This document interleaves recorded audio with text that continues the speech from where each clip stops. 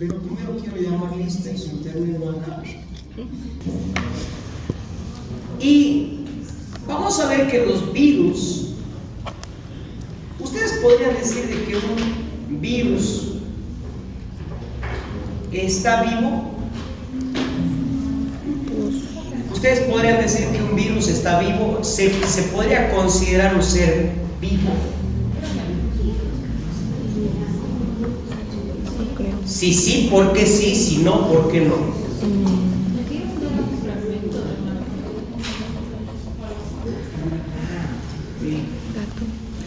Históricamente se piensa que un virus provenía de alguna célula que se ha ido fragmentando, pero no porque provenga de algo significa que lo es.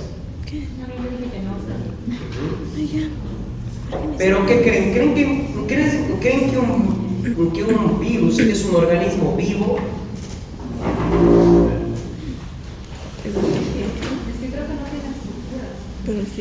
¿O qué se necesita para considerar que sea vivo?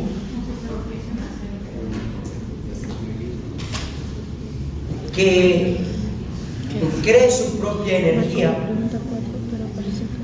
que sintetice los propios componentes para poder sobrevivir. Y un virus, lamentablemente, carece de esos componentes. ¿Un virus qué hace? Un virus utiliza las herramientas y las estructuras de nuestra célula para poder subsistir, ¿sí? Y es algo hasta filosófico pensar que algo está vivo o que está muerto, pero eso queda a un debate más extenso. Entonces, ¿qué es un virus? Igual las clasificaciones, definiciones de lo que es uno cambian bastante. ¿Por qué? Porque antes un virus se consideraba un fragmento de ADN, o perdón, de material genético, más un envoltorio. ¿Y qué se ha visto luego? Que hay virus que no tienen envoltorios, ¿sí? Y cada vez esta definición va cambiando. ¿Por qué? Porque se van descubriendo nuevos virus, se van descubriendo nuevas características de los mismos. Entonces, ¿qué podríamos llamar un virus? El virus es un microorganismo conformado por ácido nucleico que puede tener o no, más o menos, lo que es un envoltorio proteico, y que no puede por sí solo replicarse y que debe utilizar la maquinaria celular de algún otro microorganismo para poder replicarse, ¿sí?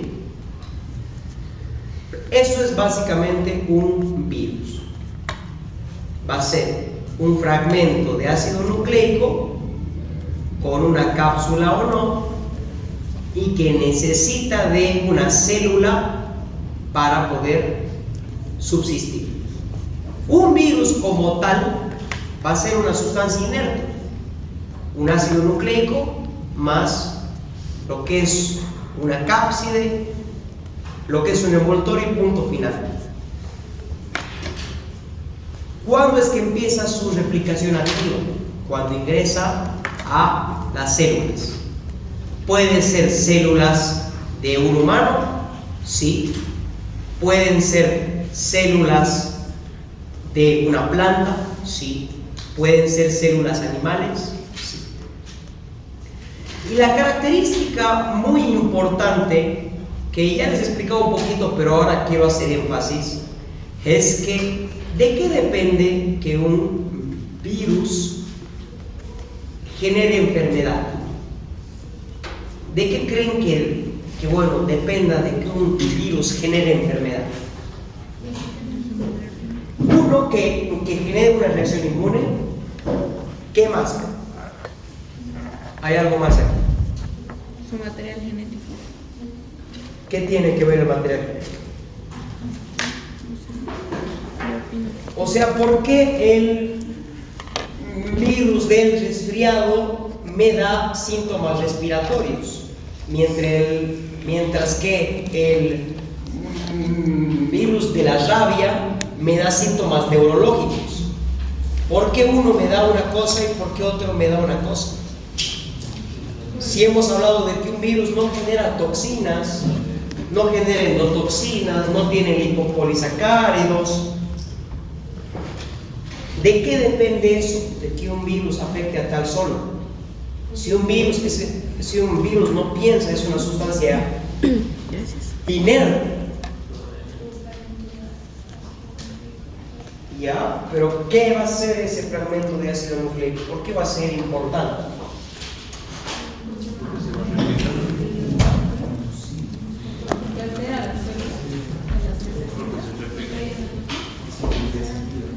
Más que todo va a ser por el tropismo. Sí. ¿A qué se le llama tropismo? A la tendencia que tenga ese virus por alguna célula en específico.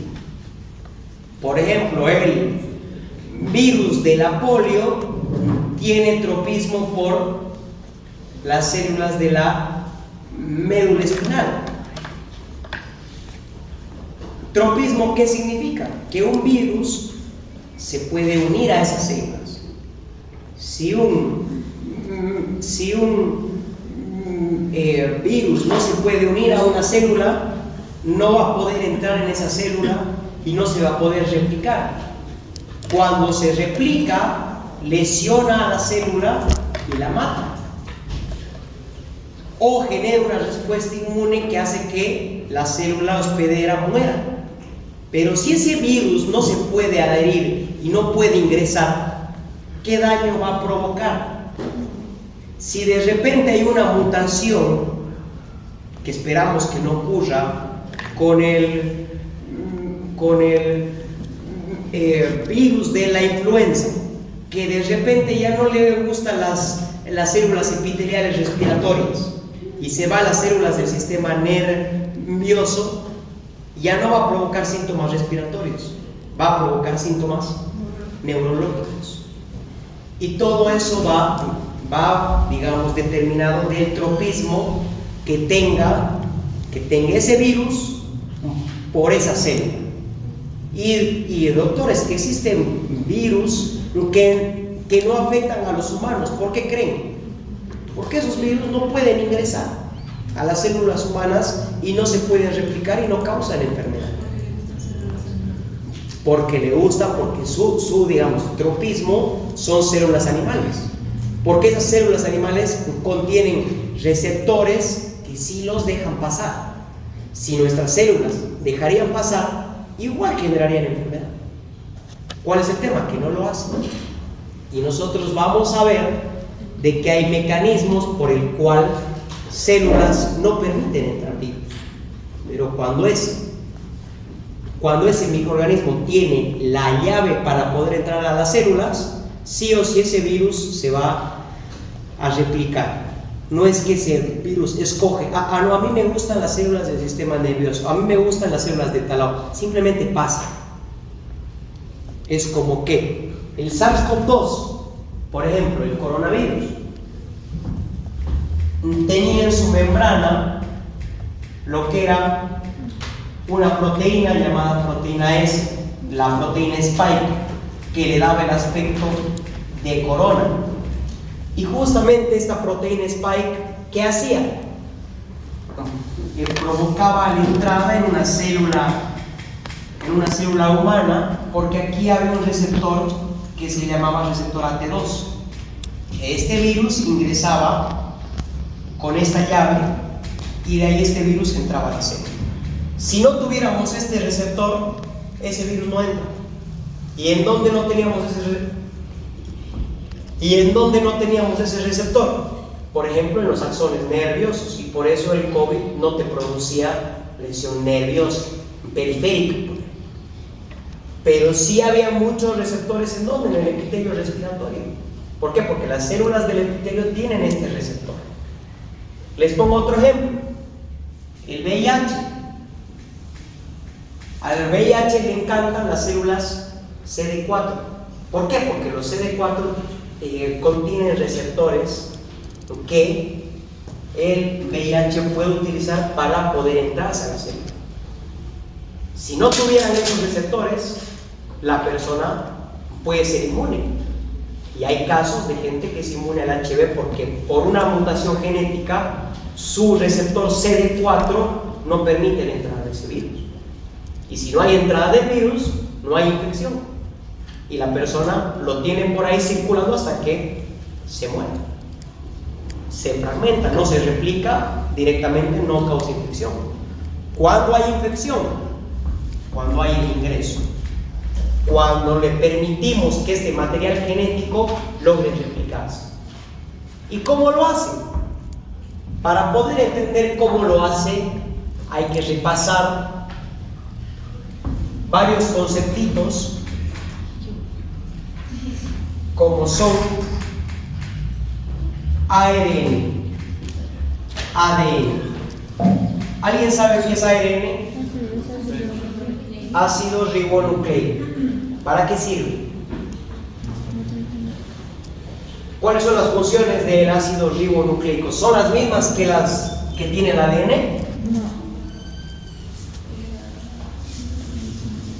Existen tres tipos de ARN: el mensajero, el de transferencia y el ribosomal. ¿Cuál me interesa que sepan? El ARN mensajero. ¿Qué hace el ARN mensajero? Se copia la información del ADN y la lleva ¿a dónde? ¿Dónde? A los ribosomas. ¿Para qué? Para sintetizar proteínas. Y la síntesis de esas proteínas regulan la función celular mediante bombas, mediante enzimas, mediante expresión de más genes, bla bla bla. ¿Para qué sirve el ADN? Contiene la información genética, ¿cierto? ¿Y qué es esa información genética? Simplemente las instrucciones para que luego el ARN se las copie, se las lleve al ribosoma y sinteticemos proteínas. Y de ahí, en base a esas proteínas, rijan si se sintetizan membranas, si hay mitosis y que sucedan todas las funciones celulares que se conocen. El ARN humano usualmente tiene una o tiene dos cadenas. ¿Quién se acuerda? ¿Dos? Estoy hablando del ARN. Una sola cadena. Con bases como la citosina, guanina, adenina y el uracilo en vez de la timina. En cambio, el ADN tiene dos cadenas y aquí se encuentran las bases nitrogenadas: citosina, guanina, timina y lo que es adenina. Si se fijan, ¿saben cuál es y se acuerdan qué es un gen? Es un fragmento, es una partecita del ADN que contiene información capaz de sintetizar una proteína. Entonces, digamos que de todo el ADN, cadenas largas que se encuentran en los cromosomas, obviamente, yo sé de que este pedacito me forma lo que es una proteína: citosina, guanina, timina, adenina, timina, citosina. Este es el código que me sintetiza una proteína, ¿sí? Entonces, este código se copia por el ARN mensajero. El ARN mensajero viaja al núcleo y se copia este código. Pero acuérdense que no se copia lo mismo, se copia la pareja. Si es citosina, ¿qué se va a copiar? Guanina, citosina, timina, adenina, uracilo, que no tiene timina el ARN mensajero. Timina, adenina y citosina, guanina. Entonces se copia este código. ¿Y a dónde va este código? A los ribosomas. Ribosomas toma el código y ahí entra el ARN de transferencia, que es el que agarra el código y te dice, para esta proteína yo necesito estos aminoácidos, y los va llevando, construyendo la proteína. Lo que hace un virus, en palabras simples, es darle estas instrucciones al ribosoma, pero no de nuestras proteínas, sino de sus proteínas, para que nuestros ribosomas sinteticen las partes de ese virus, luego se ensamblen y se generen así millones y millones de virus. Ahora, ¿cuál es el problema? Que la célula necesita de sus ribosomas para funcionar, pero si entra un virus que se pone a utilizar esa maquinaria, la célula empieza a fallar, o se acumula tanto de partículas virales que se rompe la membrana y la célula muere. La célula puede morir por apoptosis o por necrosis. Y por último, el sistema inmune también reconoce que hay fragmentos extraños, proteínas extrañas, y tenemos también la activación del sistema inmune, que también, si es agudo, nos protege. Si es algo crónico, es algo que nos lesiona, ¿sí? Entonces, estos son conceptos bastante importantes. Obviamente les estoy explicando simple, pero ya luego cuando ustedes estudien transcripción de proteínas, síntesis de proteínas, se hablan de muchas más cosas: exones, intrones, partes del ADN que nos sirven. Ahora, el anterior año ganó el premio Nobel por los microARNs, que son los que supervisan estas funciones. Son los que supervisan qué parte del ARN mensajero va a ir a sintetizar qué proteína. Y son cosas que recién se están descubriendo. ¿Por qué? Porque si yo manejo a los microARNs, podría manejar también la síntesis de proteínas. Y eso me puede ser, digamos, útil en algunas enfermedades, ¿sí? Pero eso recién está en boga, los microARNs, etcétera, etcétera. Entonces, un virus, ¿qué tiene que hacer? Necesita sí o sí utilizar la maquinaria de la célula, los ribosomas, para poder entregarles información. Ahora, algo muy importante: los ribosomas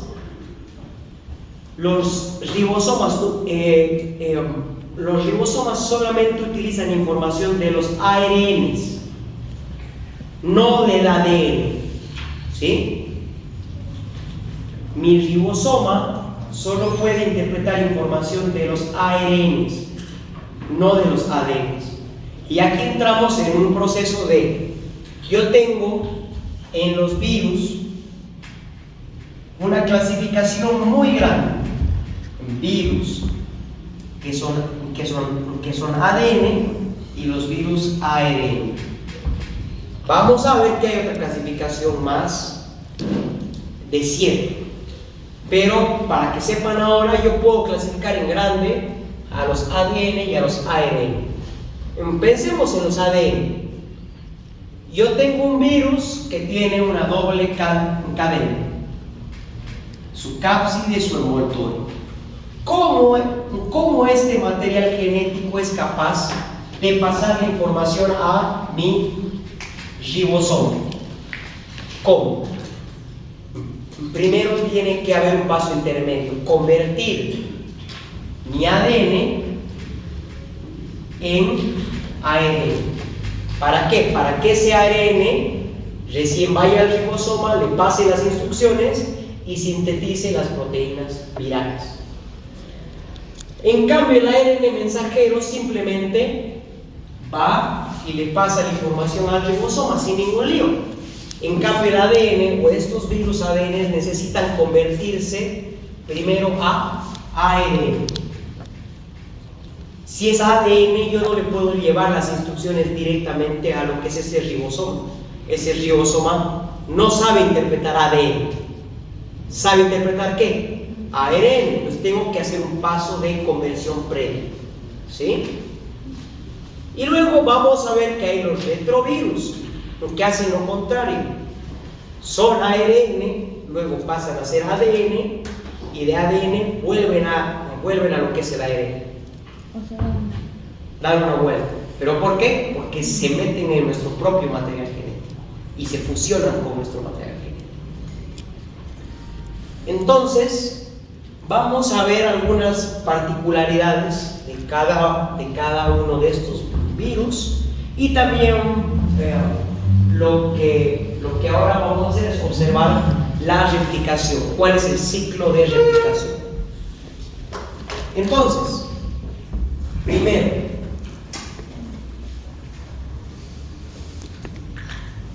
vamos a ver que los virus, ¿cómo se descubren los virus? ¿Cuál es la historia de los virus?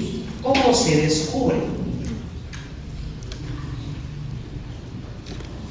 ¿Cuál ha sido el primer descubrimiento?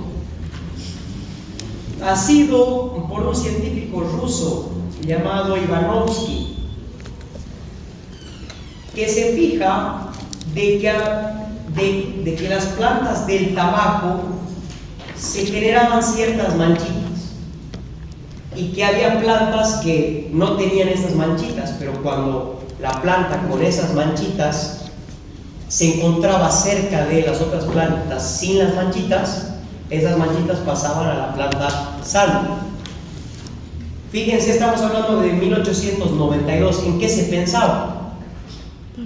Microorganismos, algún microorganismo, algo. No se sabía de los virus. Entonces, ¿qué hace este científico?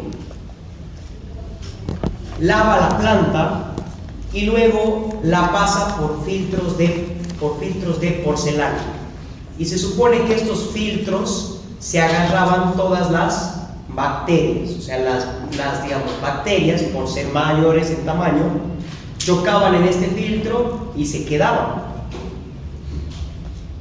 Lo que pasaba por el filtro era simplemente líquido. ¿Cuál era el problema? De que ese líquido, si se lo ponía en contacto con las plantas sanas, seguía habiendo contacto. Entonces, ¿qué significaba esto? Que había alguna molécula que podía pasar el filtro de las bacterias. ¿Eso qué significaba? Que era un microorganismo más pequeño, ¿sí? Entonces, con esto se sugiere que había algo más pequeño que las bacterias. ¿Por qué? Porque en ese momento ya sabían de que existían las bacterias por varios microscópicos, que con microscopios normales uno puede ver bacterias, pero un virus para nada. Veían en el líquido, no encontraban nada, pero había algo que pasaba en los filtros que era mucho más pequeño, porque las bacterias chocaban y no pasaban. Y de ahí, unos 7 años después, se acuña el término virus. Virus viene del latín veneno. ¿Y por qué va de ahí? Porque este líquido que sobraba de este experimento se le llamaba un líquido contagioso, vivo, y de ahí recibe el nombre de virus, ¿sí? De ahí, en el siglo XX, a partir de 1930, 1935, se puede observar a los virus, y más allá se va fijando en las estructuras, si tienen ADN, si tienen ARN, etcétera, etcétera. Y ahora ya se están descubriendo muchas más cositas acerca del mismo. ¿Cuáles son las características más importantes de un virus? ¿Cuál es la estructura básica que tiene uno? Primero, contienen un ácido nucleico, que este puede ser o ADN o puede ser ARN. no pueden ser los dos, tienen que ser o puede ser ADN o puede ser ARN. ¿Qué más? Presentan una cápside.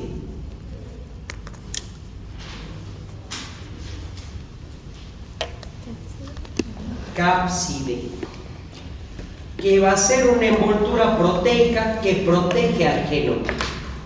Fíjense, sería la cápside.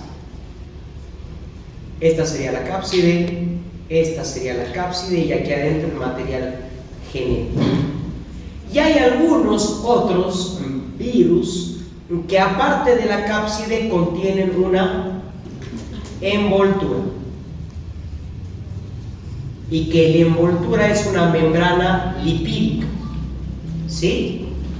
Que usualmente las envolturas provienen de la célula huésped, ¿sí? ¿Cómo es eso? Un virus se replica adentro de la célula y cuando sale el virus hacia el exterior se lleva una partecita de la membrana como protección, se lleva un recuerdito, o sea, toma parte de la membrana de la célula y aquí adentro estuviera la cápside con el material genético, ¿sí? ¿Cuál es el tamaño normal? 200 a 300 nanómetros. O sea, que ustedes agarren 1 milímetro y lo parten en lo que es 1 millón de partes y se agarran 20. Eso es un virus. 20 micro. O agarran a 1 metro y lo dividen en 100 millones de veces y de ahí agarran 20. Eso es un virus. No, mentira, no serían 100 millones, serían 1000 millones. 1000 millones. Agarran el metro, pártanlo en 1000 millones y se agarran 20 de ahí. Y eso es lo que es un nanómetro. Son solamente visibles con microscopios electrónicos. No se pueden ver virus con una microscopía normal como con la que hacen histología, que tiene hasta 40x, algunos hasta 100. Con eso es imposible que puedan ver. Características en general: necesitan células para poder replicarse. Y esto lo hacen microorganismos intracelulares, ¿sí? Necesitan de células para poder cumplir con su función de replicación. Y ahora vamos a hablar un poquito del ciclo de replicación típico que tiene un virus. Es el típico para todos, pero este puede cambiar dependiendo qué tipo de virus sea. Para eso déjenme crear una diapo. Notable. Microscópicamente.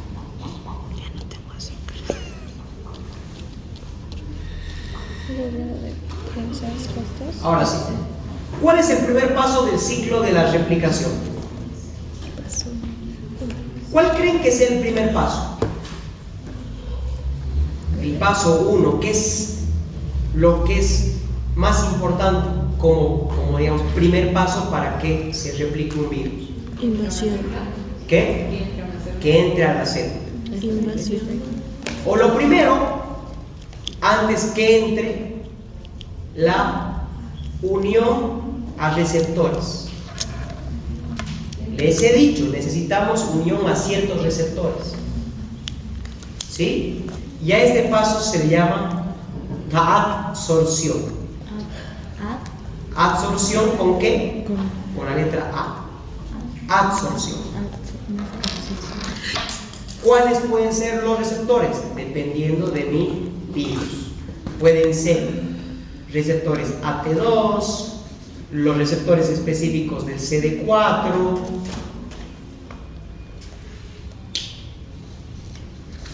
etcétera, etcétera. Muchos receptores que células específicas pueden tener. El segundo paso, bueno, ya me he unido yo a lo que es una célula. El siguiente paso es la penetración. Y lo puede hacer por dos modos, pero el modo más específico va a ser la endocitosis.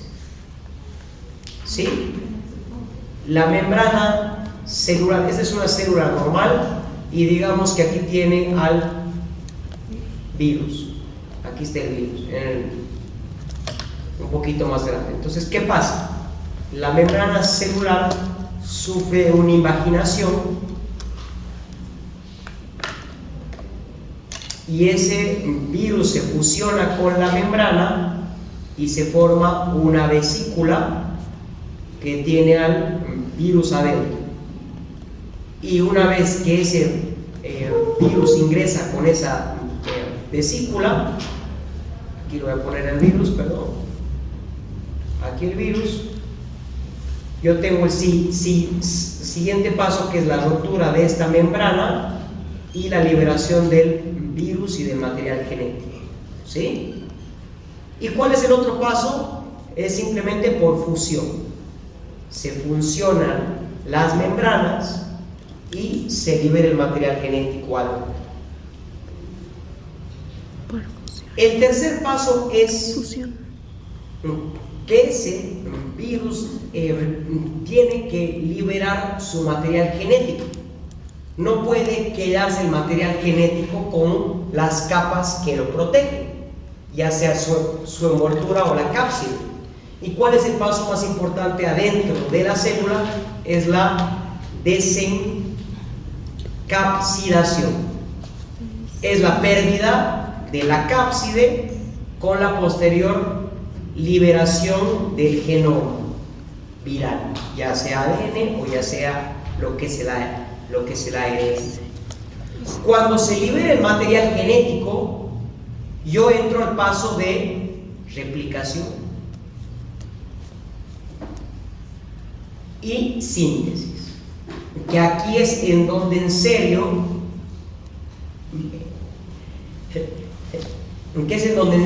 el microorganismo va a utilizar la maquinaria celular para sintetizar sus propias proteínas. Y bueno, ¿qué pasa? De que las proteínas se sintetizan de forma aislada. Aquí se sintetiza una proteína, por aquí otra proteína, por aquí otra. ¿Cuál es el siguiente paso? Es el ensamblar, reunir todas esas proteínas para formar una partícula viral. Ensamblar. Y por último, ya que se ha formado ese nuevo virus, ¿cuál es el siguiente paso? Liberarlo. El siguiente paso es la liberación. Todo ocurre en 6 pasos. Y la liberación puede ocurrir por dos maneras. La primera es matando a la célula, que se rompe esa membrana y que deje salir a las partículas virales. O la otra es juntarse con la membrana y que ese virus salga sin matar a la célula. Puede ocurrir de las dos maneras. Las células que no presentan envoltorio no pueden salir mediante exocitosis o mediante gemación. ¿Cómo? A ver.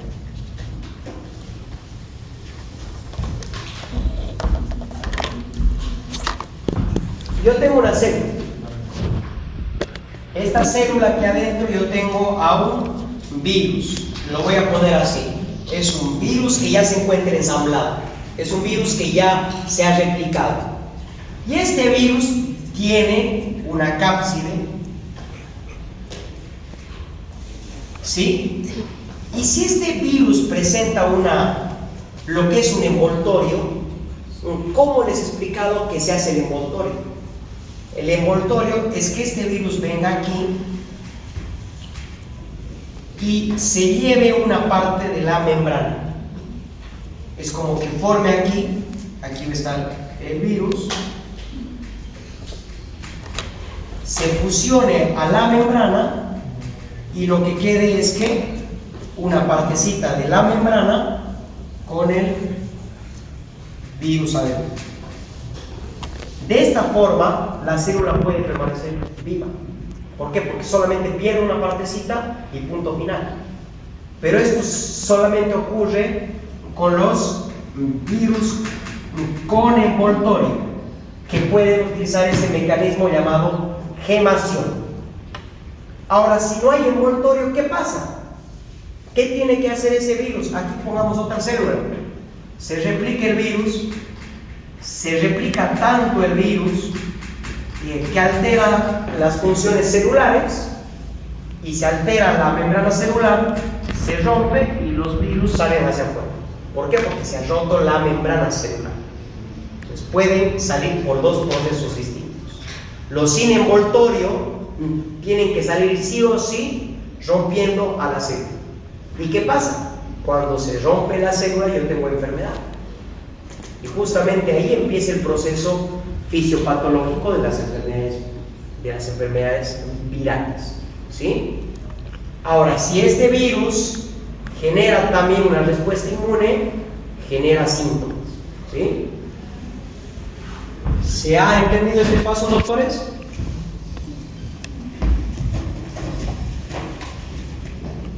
Y el último paso, el que les contaba, venía a ser el paso de la liberación.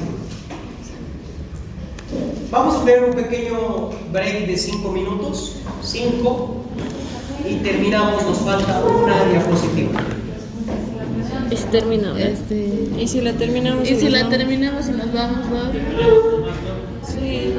Es que yo también quiero descansar. Descansa en su casa. Una vez que es invadido, digamos, por un virus, entonces tiene que morir, o sea, tiene que hacer apoptosis. Entonces, eso se debe porque es una regla de la célula, o sea, su autorregla, o es por ese mecanismo que pasa por mucha replicación del virus. Pueden ser por los dos, porque cuando hay mucha replicación viral, lo que les explicaba, las funciones celulares se afectan.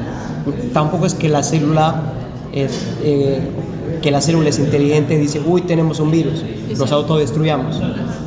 Cuando se empiezan a alterar las funciones celulares, ¿por qué? Porque este virus está acaparando toda esa maquinaria que yo necesito para mis proteínas, entonces se empiezan a alterar muchas funciones.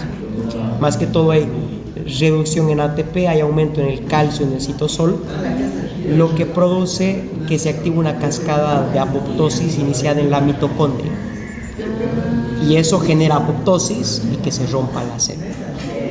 O a ciertos virus que simplemente por la cantidad generan necrosis directamente, ruptura de la pared celular. Entonces las células pueden morir o por necrosis o por apoptosis. Si es por apoptosis, no va a haber inflamación. Si es por necrosis, porque esos fragmentos van a quedar libres. En cambio, en la apoptosis, los fragmentos celulares están en vesículas que luego vienen los macrófagos y se las comen y listo. Pero pueden ocurrir los dos procesos. ¿Cuál es el paso final? Pero que la célula muera. Al final de todo muere. Sí, así muere. Nada más que tienes dos opciones, apoptosis o necrosis. Prefiero necrosis que me maten sin avisarme.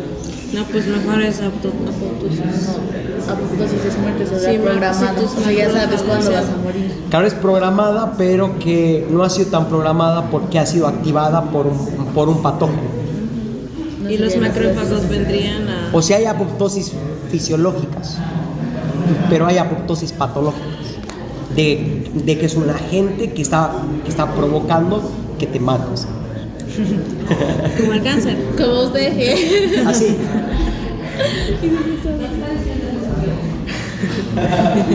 Es veneno. Es veneno. La otra dice así. ¿O no? Sí, sí. Por eso le dijimos, termina. Ya, un minuto más. No. Aquí rápido. Termine, Doc, termine. Quiero ir a comer. Hoy es miércoles, Doc. Pasamos todo el día de 7 a 7, Doc. No me da También tiempo. tengo que dar clase a las 2:30. Ve, Doc. Hay que hacer Al menos dos y No uno. me puedo decir escuchar así, otra cosa que hacen. Vamos a ver, doctores, esta clasificación no está en el libro. Y voy a preguntarles. No. Si quieren, llevamos del libro y está peor. No, No. más bonito. Continúe. No le haga caso, Me no da el tienes lujo de que leer el libro y escoger las partecitas que quiero que sepan. No le haga caso, Doc. Está de Lulu, no le haga Y caso. por eso no quiero que estos dos capítulos saquen del libro. ¿Por qué? Porque el libro es mucho microbiología de laboratorio. Hay muchos términos que no quiero que sepan. Si alguien más allá en virología, perfecto, va a ser experto. Pero para lo que yo necesito que sepan ustedes, no les puedo meter de definiciones tan complejas, ¿sí? Genética viral, mecanismos de replicación mucho más complejos. Esto es lo básico, el pantallazo que ustedes tienen que saber. Y lo que me interesa que sepan es clínica, así que no se falten a clases, porque luego van a tener que ir al libro a adivinar qué me interesa a mí que sepan. ¿Sí? Bueno, todo. Entonces vamos a ver la clasificación de Baltimore. ¿Clasificación de qué? De Baltimore. Balquique. Baltimore. Baltimore. Una ciudad que se encuentra en Maryland. Baltimore. Con T o con K, pregunta. ¿Do con K o con T? Con B grande. Baltimore. Baltimore con T. Sí. ¿Ves?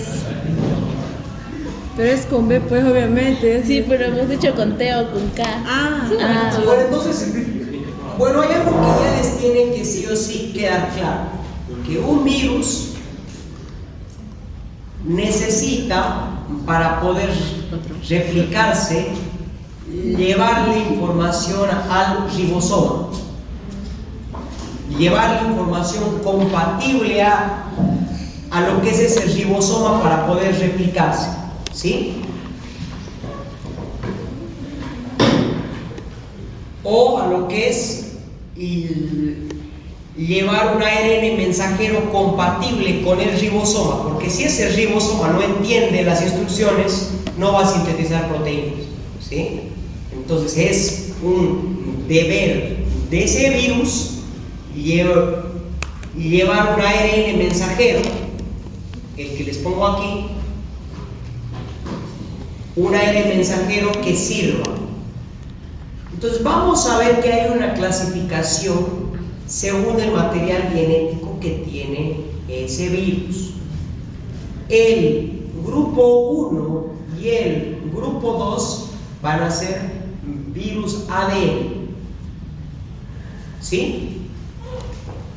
El grupo 1 va a ser un ADN que tiene dos cadenas. Va a ser un ADN bicatenal. Si se fijan ustedes aquí, pueden ver un ADN con doble cadena. ¿Sí? ¿Y qué hace? Primero este ADN necesita convertirse en ARN, ¿cierto? Y lo hace por una enzima que se llama ARN polimerasa. ¿Para qué? Para convertir el ADN en lo que es el ARN y que ese ARN sirva para poder sintetizar proteínas.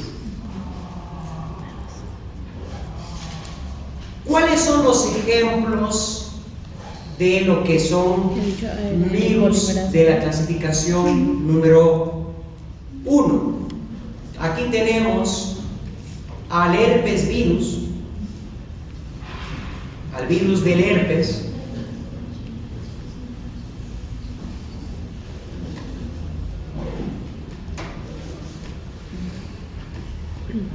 ¿Qué pasa con esto? Espérame 2 segundos.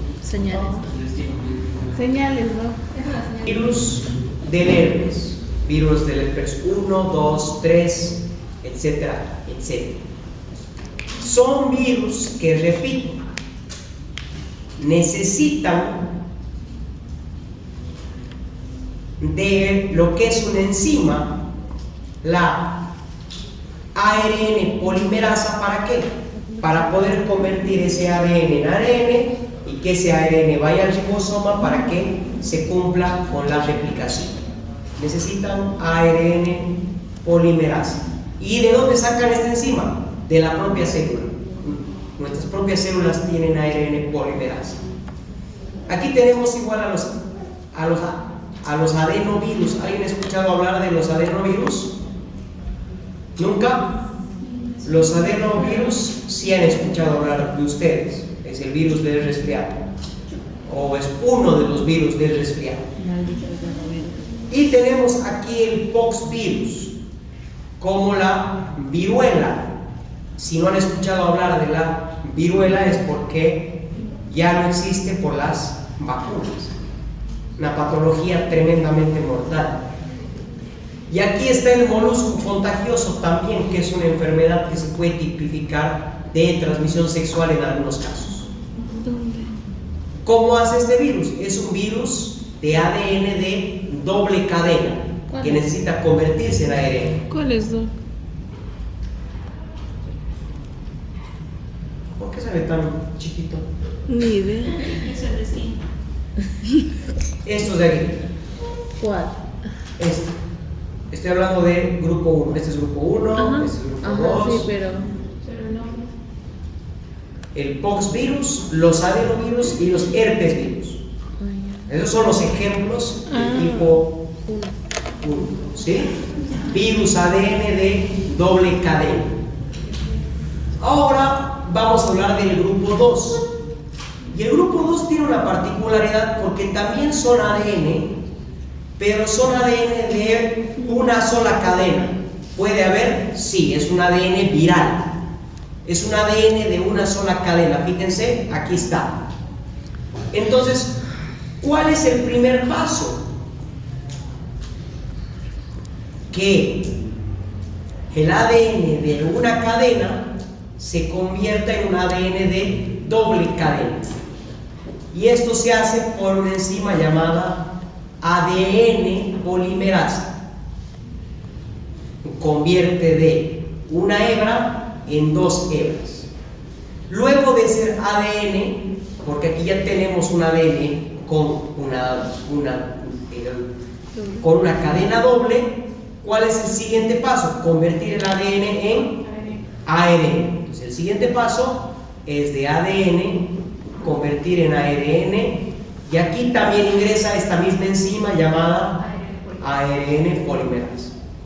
Si hay un fármaco que justamente inhiba esta enzima, ¿ustedes creen que no va a servir para poder frenar un virus? Sí, pues es que sí. Los inhibidores de las ADN y de las ARN polimerasas son fármacos que justamente lo que hacen es inhibir esa conversión, y que si no hay esa conversión, luego el material genético no va a poder ser interpretado por ese ribosoma para sintetizarse nuevo virus. Y con eso, ¿yo qué permito? Que no se replique el virus y que no haya enfermedad. ¿Sí? ¿Cuáles son los ejemplos de tipo 2?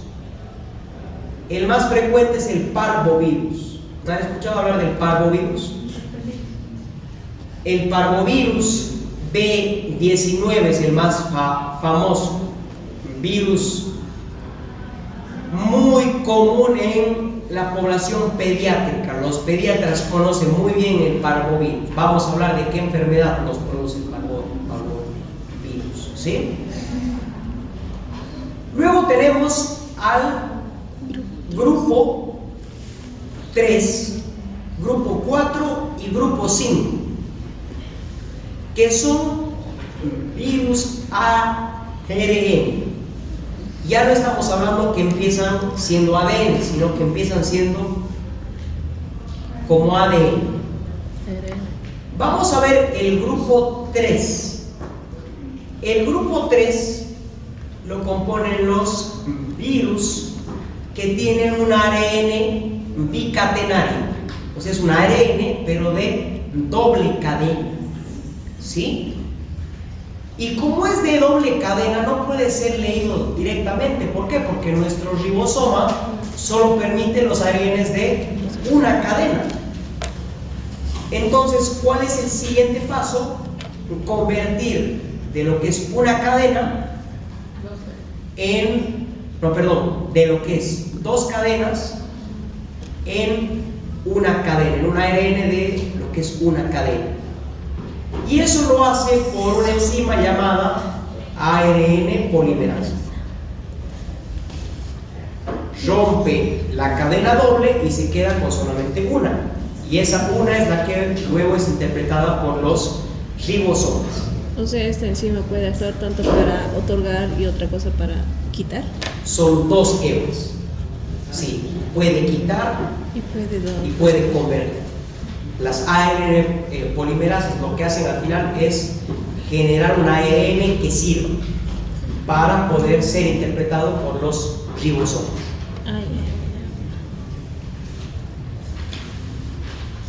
Y aquí tenemos ejemplos también bien interesantes porque este complejo nosotros encontramos más que todo al rotavirus.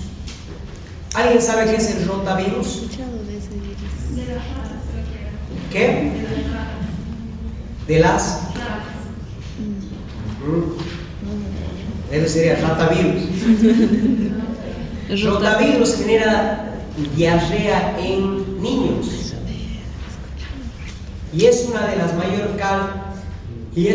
mayores causas de mortalidad en niños.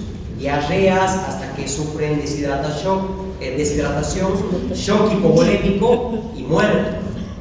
Y es por eso que hay una vacuna contra el rotavirus que todos se han debido poner, ¿sí? Se pone siempre lo que es esta vacuna.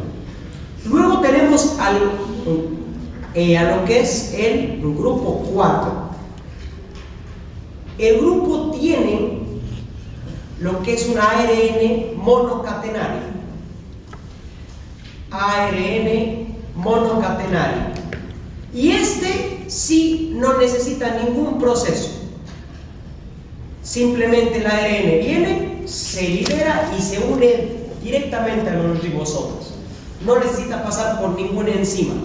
¿Por qué? Porque ya tiene la información correcta para ser presentada a los ribosomas. El 5 también. Y aquí tenemos a quién, al famoso coronavirus, al SARS-CoV-2. SARS-CoV-2. Aquí tenemos también al virus de la hepatitis C. Aquí tenemos también al virus de la polio y tenemos a los famosos flavivirus, en los que tenemos al dengue. Todos estos, grupo 4, tienen un ARN monocatenario que simplemente va a ser reconocido por los ribosomas. Y hepatitis B, ha dicho, ¿no? Sí. Hepatitis C era, ¿no? Hepatitis C. Y ahora tenemos en él un grupo 5, un grupo especial, porque también es un ARN monocatenario, pero que presenta una cadena en sentido negativo. Es una cadena que está al revés y que no puede actuar directamente sobre el ribosoma. ¿Y qué necesita? Las que actúan en sentido positivo pueden actuar. Las que presentan un sentido negativo necesitan una enzima, también llamada ARN polimerasa, para convertirla de un sentido negativo en positivo. Todo la polimerasa. ¿Es ARN o es ARN? Las hebras negativas son luego convertidas en positivas por la ARN polimerasa. ¿Y quién tiene esta polimerasa? La tiene el propio virus. El propio virus tiene esa enzima para que cuando entre en la célula se cambie el sentido a la cadena y pueda ser utilizado. No ¿Sí? se ataca de la célula. No la de la célula, sino su propia enzima de ese propio virus. ¿Sí? O sea, también los Entonces es una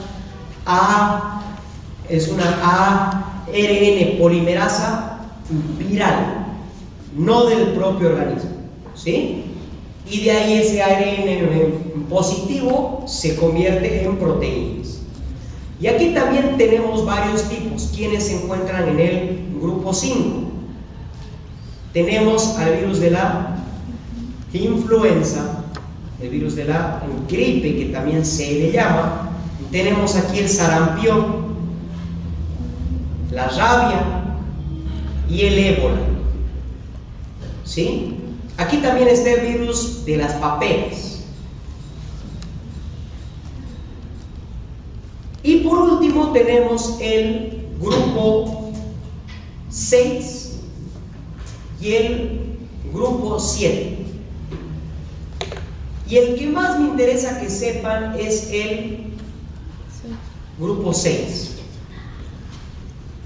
A estos dos grupos, grupos 6 y 7, se le conocen como retrovirus. Y aquí sí se complica un poquito la cosa, y cuando hablemos de los retrovirus vamos a ahondar más. Los retrovirus, o el retrovirus tipo 6, ¿qué es? Va a ser un ARN monocatenario,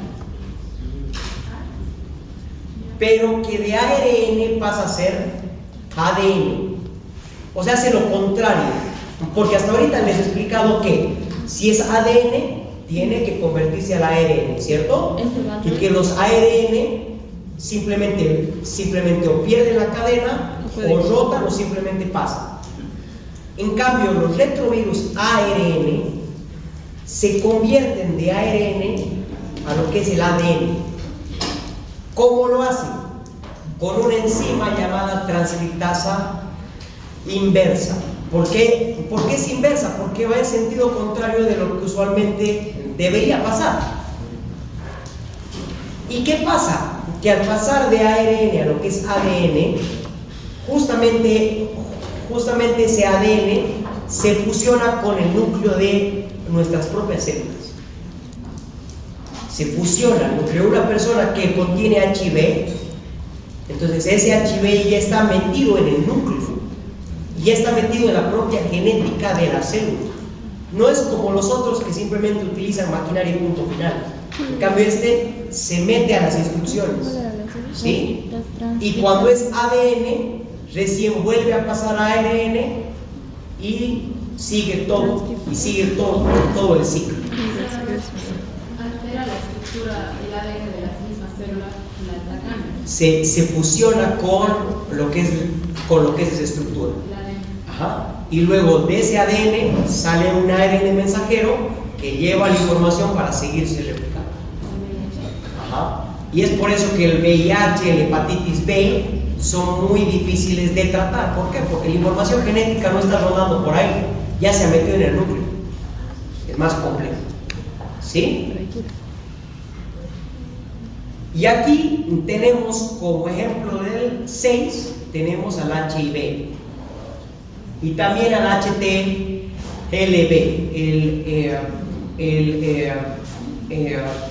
¿cómo se llama? Virus linfotrópico de células T que puede causarme leucemia. Y el grupo 7 va a ser uno que empieza como ADN, se convierte en ARN, se vuelve a convertir en ADN, se mete en las células y se integra y vuelve a pasar a ARN. Más complejo. Ese lo vamos a ver cuando estemos en hepatitis B. Pero empieza de ADN, se convierte en ARN, se convierte de nuevo en ADN, se suele integrar en el núcleo, sale otro ARN mensajero que es el que recién entra a las células, ¿sí? Es más complejo porque es un ciclo de ADN a ARN a ADN y de nuevo a ARN. Qué vueltero este video. Y hay muchas enzimas en este proceso que se pueden inhibir, se pueden atacar para poder combatir estos virus. ¿Qué les recomiendo? Hacer su cuadrito. El cuadro. Lo van a necesitar, ¿sí? Con las claves resumidas. Y cabal, 12 y cuarto.